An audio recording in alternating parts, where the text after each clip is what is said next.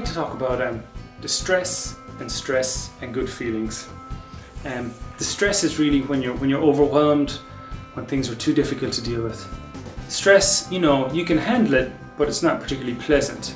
And good feelings then are just, depending on the work you're doing and what's going on, just the positive feelings of enthusiasm, of interest, of curiosity, confidence, great variety of positive feelings that can be available, and different feelings are appropriate to different kinds of work.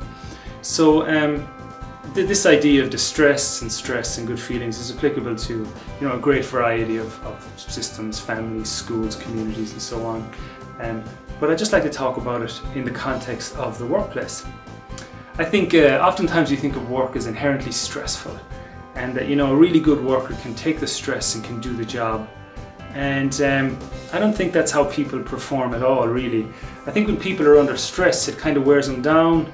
They don't bring their best to the work, their best attributes, the best qualities, their best thinking, and their best working kind of collectively and collaboratively.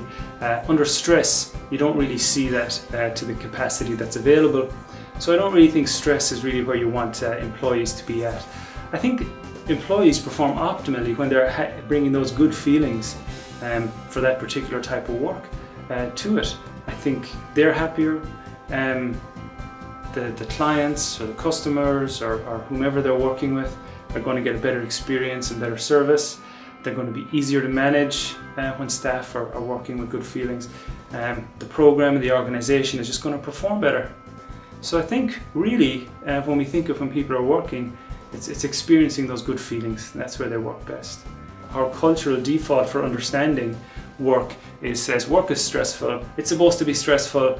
That's where people perform best when they're under stress. And again, I don't think so. I don't think the body performs best when it's under stress. I don't think psychologically, when we're experiencing kind of long-term stress, that we do very well at all. So this idea of stress being a good thing, I don't think it is. I think stress means that there's something difficult going on and it needs to be resolved so you can move back into the good feelings appropriate to your work. It's just telling you, it's like if green is good, stress would be yellow, and distress would be red. It means you really don't want much distress going on in the work. And so what we do then is we use feedback just to check out where people are at and move towards those good feelings.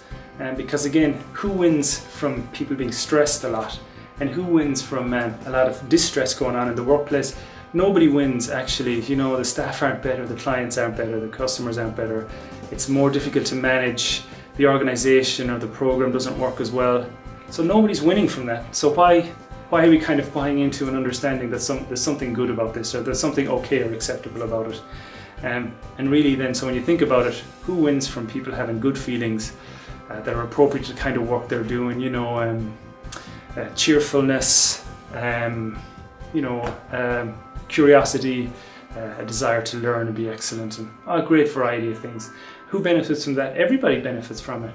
So what feedback helps us to is to have a nice way of helping move everybody towards that place of performing optimally, having those good feelings, just by simply having an agreement that this is where we want to move to, and having a safe, collaborative, helpful conversation around that.